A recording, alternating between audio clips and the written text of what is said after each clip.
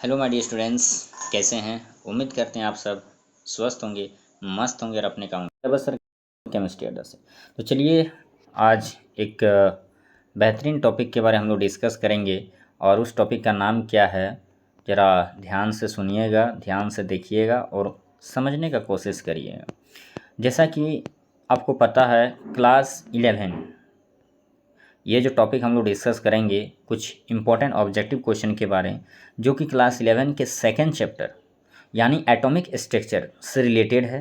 और वहाँ से मैंने कुछ ऑब्जेक्टिव क्वेश्चन जो आपके एग्ज़ाम लेवल का है, कुछ सीखने को मिलेगा, कुछ समझने को मिलेगा, आपने क्या पढ़ा है क्या नहीं पढ़ा, कुछ देखने को भी मिलेगा। चलिए तो बने रहे मेरे साथ और आगे धीरे धीरे हम लोग स्टेप को बढ़ाते हैं, मोहब्बत को बढ़ाते हैं और देखते हैं मोहब्बत कहाँ तक चलता है।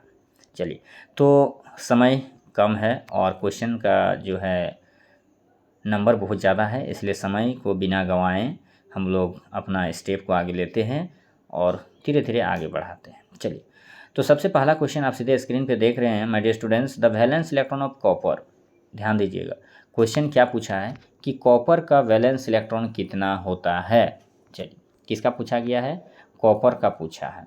तो कैसे बनाएंगे, चलिए आपको ले चलते सीधे रफ पेज में, नीचे थोड़ा सा स्क्रॉल करते हैं, यहाँ पे रफ पेज है।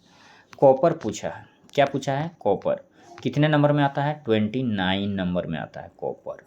और इसका कॉन्फ़िगरेशन आपको पता है, नहीं पता फिर एक भी क्वेश्चन नहीं बनेगा, मैं पहले बता रहा हूँ। इसलिए पहले आप थ्योरी पढ़े तब क्वेश्चन पे आइएगा। और थ्योरी पढ़ने के लिए आप पूरा वीडियो देखिए, प्लेलिस्ट में सेकंड चैप्टर एटॉमिक स्ट्रक्चर का मैंने वीडियो बना दिया है, वहाँ पे पहले कॉन्फ़िगरेशन पढ़ लीजिए कि कॉन्फ़िगरेशन कैसे लिखा जाता है, तब फिर क्वेश्चन में आइएगा। नहीं तो फिर क्वेश्चन को देखते रहना, क्वेश्चन तुमको देखते रहेगा बस, ठीक है। कॉपर का कॉन्फ़िगरेशन क्या होता है, 29 का हम लोग कॉन्फ़िगरेशन निकालेंगे। क्या होता है, 1s2 1s2 2s2 2p6 3s2 3p6 4s1 और 3d10। एक मिनट थोड़ा सा, 3d10 ये होता है कॉपर का कॉन्फ़िगरेशन यहाँ से यहाँ तक। देख लीजिए 1s2 2s2 2p6 3s2 3p6 4s1 3d10। चूँकि यहाँ पे 4s1 इसलिए किया है क्योंकि ये एक्सेप्शन वाला क्वेश्चन है, स्टार लगा दिया मैंने। कॉपर क्या है, एक्सेप्शनल एलिमेंट है जो रूल को फॉलो नहीं करता है, इसलिए एक इलेक्ट्रॉन यहाँ से हटा के हम लोग कहाँ डाल देते हैं, डी में डाल देते हैं, 3d10 हो गया। अब क्वेश्चन क्या था कि वैलेंस इलेक्ट्रॉन कितना है, क्या पूछा था क्वेश्चन में, वैलेंस इलेक्ट्रॉन कितना होगा, वैलेंस इलेक्ट्रॉन कितना होगा। तो वैलेंस इलेक्ट्रॉन किसको बोलते हैं, जो सबसे लास्ट ऑर्बिट में रहता है, यानी सबसे बड़ा ऑर्बिट। लास्ट का मतलब ये लास्ट मत देख लेना, लास्ट यानी सबसे बड़ा, समझो, आराम से समझो, धीरे धीरे से समझो, टेंशन नहीं लेना है, ठीक है। लास्ट ऑर्बिट यानी सबसे बड़ा ऑर्बिट। तो यहाँ पे देखो सबसे बड़ा ऑर्बिट 1 है, 2 है, 2 है, 3 है, 3 है, 4 है, 3 है, यानी सबसे बड़ा कौन है, 4 है। और 4 में कितने इलेक्ट्रॉन्स है, एक इलेक्ट्रॉन। देखो 4s1 ऊपर वाले इलेक्ट्रॉन होता है, नीचे ऑर्बिट होते हैं, तो एक इलेक्ट्रॉन है, तो इसका आंसर हो जाएगा एक, ठीक है। तो ऑप्शन नंबर कितना हो जाएगा, ज़रा देखते हैं क्वेश्चन निकाल के। Option number C is the correct answer, ठीक है। चलिए सेकंड क्वेश्चन चलते हैं, क्वेश्चन नंबर 2। क्वेश्चन नंबर 2 पूछा है, ये जो कॉन्फ़िगरेशन लिखा हुआ है 1s2 2s2 2p6 3s2 3p6, यानी ये किसका कॉन्फ़िगरेशन है। तो देखो टोटल नंबर ऑफ इलेक्ट्रॉन्स कितना है, 3p6 तक है, ध्यान दीजिएगा कहाँ तक लिखा हुआ है, 3p6 तक, एकदम आराम से समझना। 1s2 2s2 2p6 3s2 3p6 तक दिया, यानी नंबर ऑफ इलेक्ट्रॉन्स कितना है, 2 4 और 6 10, 2 12 और 6 18, यानी 18 इलेक्ट्रॉन जिसके पास होगा। तो देखो ऑप्शन में एक जगह लिखा हुआ था k+1, क्या लिखा हुआ था, k+1, तो k का होता है 19, कितना होता है 19, और एक इलेक्ट्रॉन डोनेट किया तो कितना बचा, 18 इलेक्ट्रॉन। यानी ये जो कॉन्फ़िगरेशन है ये किसका है, k+ का है। किसका कॉन्फ़िगरेशन दिया गया है, k+ का दिया गया है। तो आंसर हो जाएगा आपका k+, option number C is the correct answer. Next, how many unpaired electron of zinc, zinc में कितने अनपेड इलेक्ट्रॉन्स हैं। देखिए तो फिर वही काम करना है आपको, कॉन्फ़िगरेशन मैं बार बार बोल रहा हूँ कि जब अगर आपको कॉन्फ़िगरेशन याद नहीं है तो कुछ नहीं होने वाला। जिंक का एटॉमिक नंबर होता है 30 और इसका कॉन्फ़िगरेशन क्या होता है, 1s2 2s2 2p6 3s2 3p6 4s2 3D10। देखो 30 इलेक्ट्रॉन से 2 4 6 10 12 6 18 2 20 और 10 30 इलेक्ट्रॉन। और यहाँ पे एक भी खाली ऑर्बिटल नहीं है, चूँकि सबके पास पेयर इलेक्ट्रॉन है। ठीक है, एस में 2 होता है, यहाँ भी पेयर है, एस में 2 है, यहाँ भी पेयर है, पी में 6 होता है, पेयर है, एस में 2 होता है, पेयर है, पी में 6 होता है, पेयर है, एस में 2 होता है, पी पेयर है, डी में 10 होता है, यहाँ भी पेयर है। यानी किसी के पास भी जो है खाली इलेक्ट्रॉन्स नहीं है, एक्स्ट्रा इलेक्ट्रॉन यानी कमी नहीं है, सबके पास पूरा फुलफिल भरा हुआ है। तो अनपेड इलेक्ट्रॉन कितना हो जाएगा? 0 हो जाएगा। ठीक है, अगर मान लो ऐसे रहता 3D9, देखो समझो यहाँ पे थोड़ा समझो, 3D9 तो 3D9 है, जबकि डी का कैपेसिटी हाईएस्ट होता है 10, यानी इसके पास एक सिंगल है, यानी एक घट रहा है, यानी एक अनपेड इलेक्ट्रॉन हो जाता है अगर 3D9 रहता तब।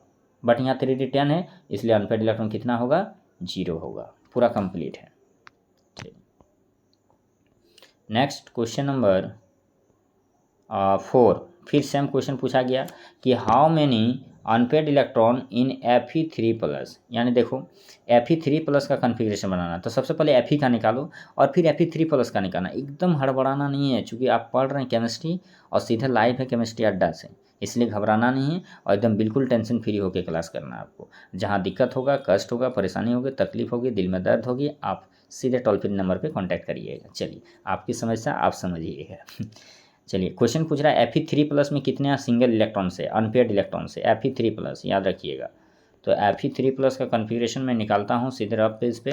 Fe3+, तो Fe का क्या होता है? 1s2, क्या होता है?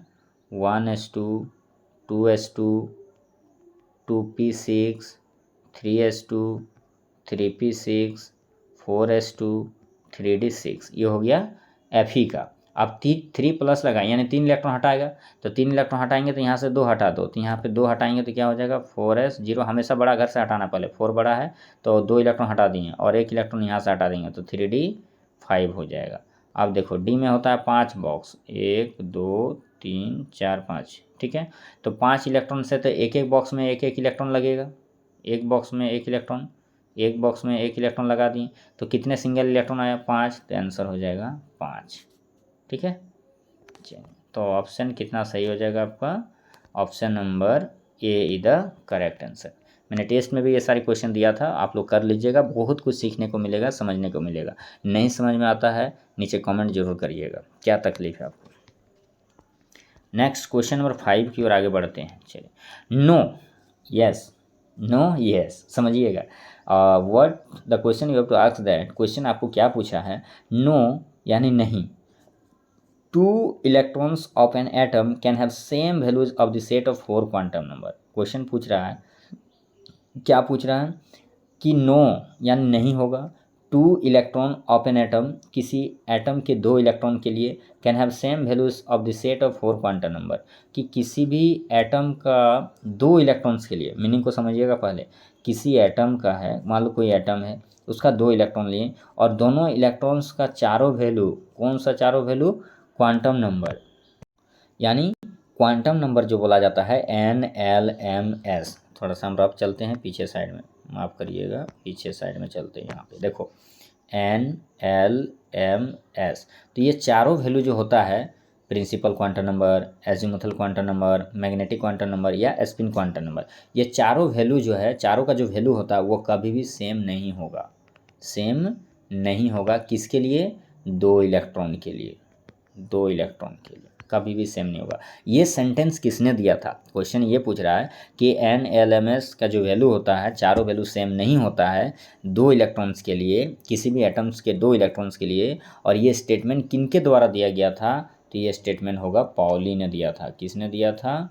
पॉली ने दिया था, पॉलिस एक्सक्लूजन प्रिंसिपल।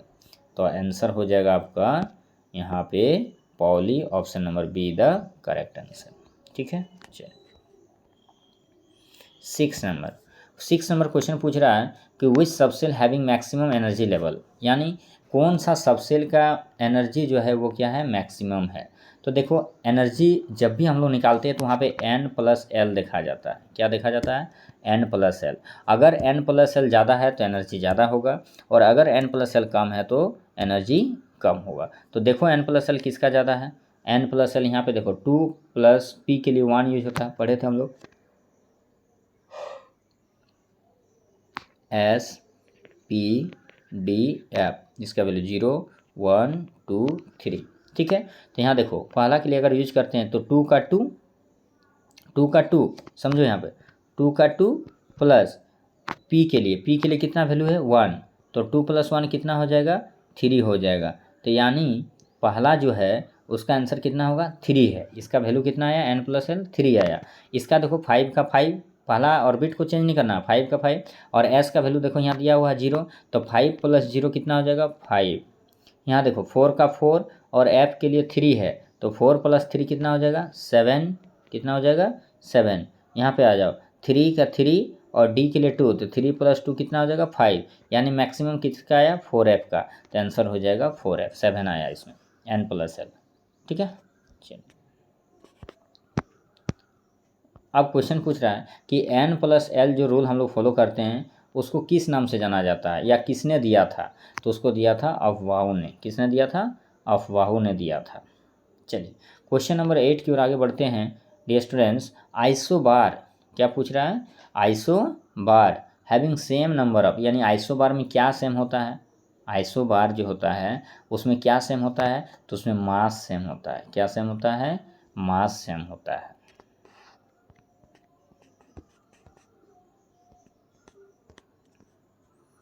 यस, अब थोड़ा सा महंगा क्वेश्चन आया, थोड़ा समझना होगा और बिल्कुल अच्छी तरह से समझना होगा, क्योंकि क्वेश्चन नंबर 9 10 ये दोनों क्वेश्चन जो है थोड़ा सा स्टैंडर्ड लेवल का है, थोड़ा टफ लेवल का क्वेश्चन है, और यहाँ पे हर किसी को तकलीफ़ होती है और हम नहीं चाहते हैं कि तुम लोग को तकलीफ़ हो, क्योंकि आपको दिक्कत है यानी हमको भी दिक्कत होती है।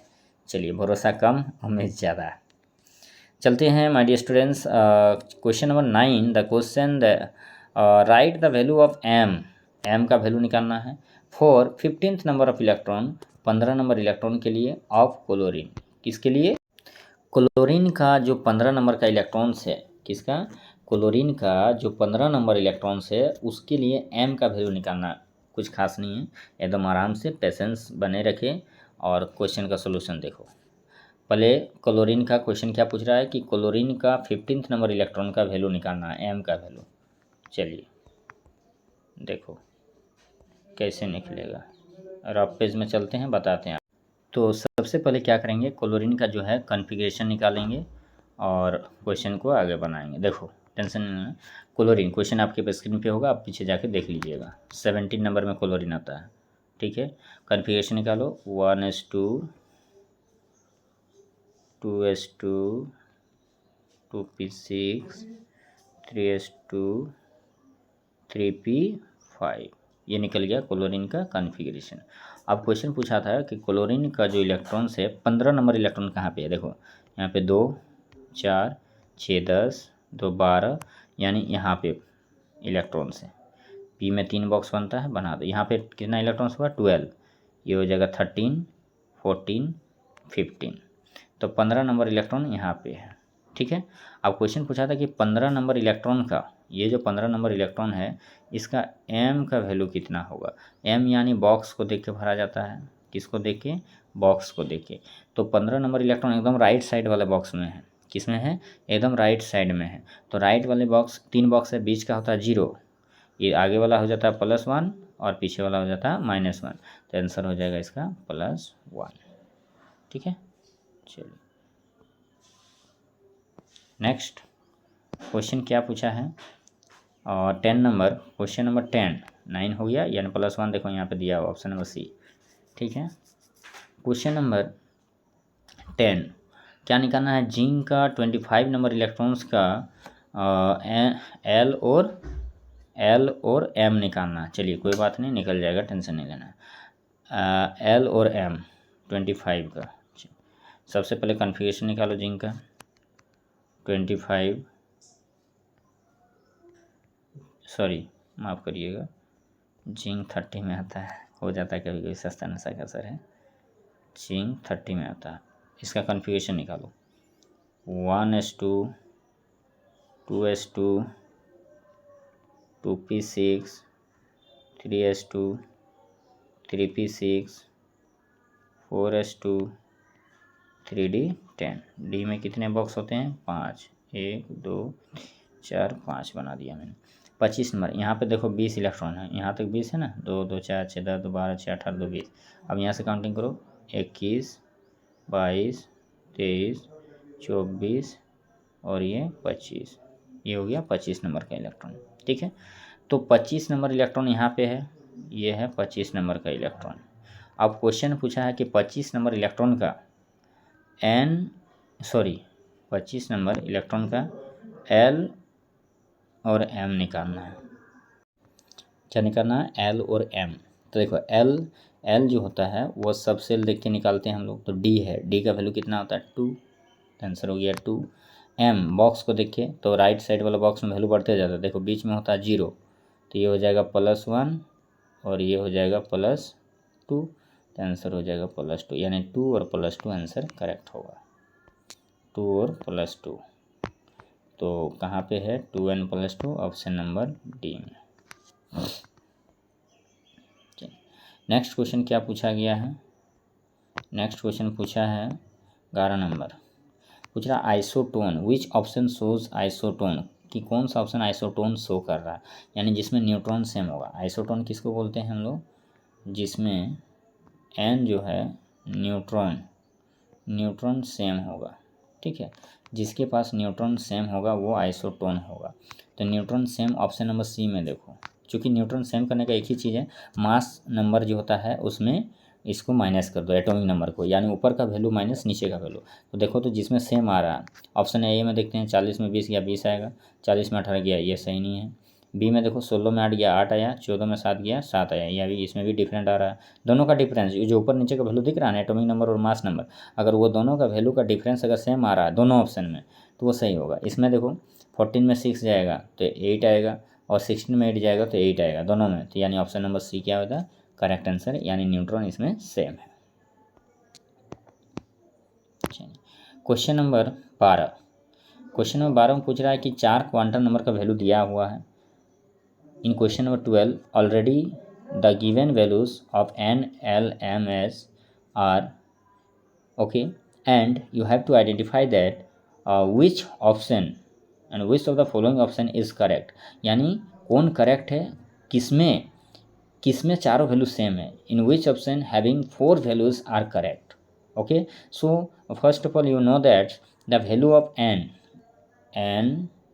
l, m and s, n is everything except 0, कुछ भी हो सकता है 0 को छोड़कर, n जो है 0 के अलावा कोई भी हो सकता है, l ये सब सेल पे डिपेंड करता है, m बॉक्स पे डिपेंड करता है, s स्पिन पे क्लॉकवाइज और anti clockwise. So my students here see that in question number A, the value of n is 0, but the value of n is not 0। Okay, n का जो value है वो 0 दिया हुआ है लेकिन 0 नहीं होना चाहिए, तो ऑप्शन नंबर ए गलत हो गया। बी में भी देखो 0 दिया है, गलत हो गया। चलो सी में चलते हैं, n2 और l2 दोनों सेम दिया हुआ, याद रखना पहले का जो वैल्यू होता है वो जो है वो कुछ भी हो सकता है सिर्फ 0 छोड़कर, लेकिन l जो होता है पहले से छोटा होना चाहिए, लेकिन यहाँ दोनों क्या दिया है सेम दिया हुआ, पहले से छोटा होना चाहिए l का वैल्यू, 2 दिया है तो हो सके 0 होता 1 होता उससे छोटा होता, लेकिन यहाँ पे क्या दिया है सेम, यानी ऑप्शन नंबर सी भी क्या हो गया गलत हो गया। ऑप्शन नंबर डी ऑल कहाँ से होगा, यानी इसका नॉट आंसर होगा, क्या होगा नॉट।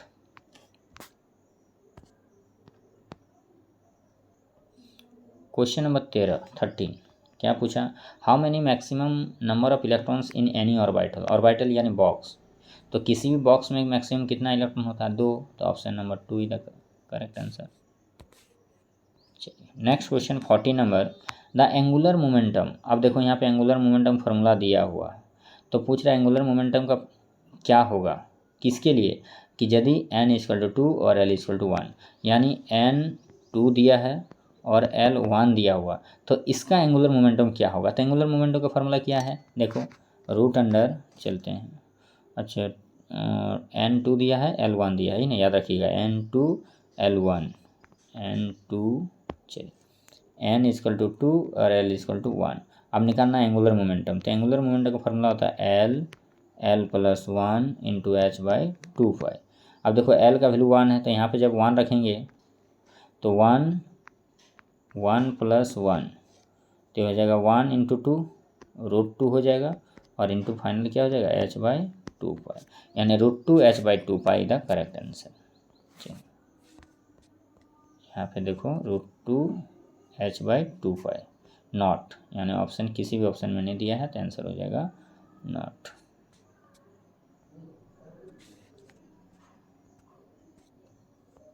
क्वेश्चन नंबर 15, ड्यूटेरियम किसका आइसोटोप है? देखो ड्यूटेरियम किसका आइसोटोप है, हम लोग जानते हैं, क्या जानते हैं, यहाँ पे आप देख सकते हैं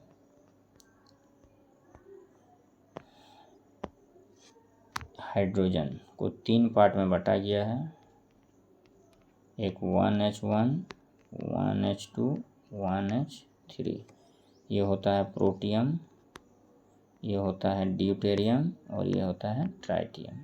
ठीक है, तो क्वेश्चन पूछा था ड्यूटेरियम किसका आइसोटोप है, किस आइसोटोप का एग्जाम्पल है, तो आंसर हो जाएगा हाइड्रोजन, यानी आंसर हो जाएगा आपका यहाँ पे हाइड्रोजन। ठीक है, और इतने सारे क्वेश्चन था, इसमें लगभग 15 क्वेश्चन हम लोग डिस्कस किए।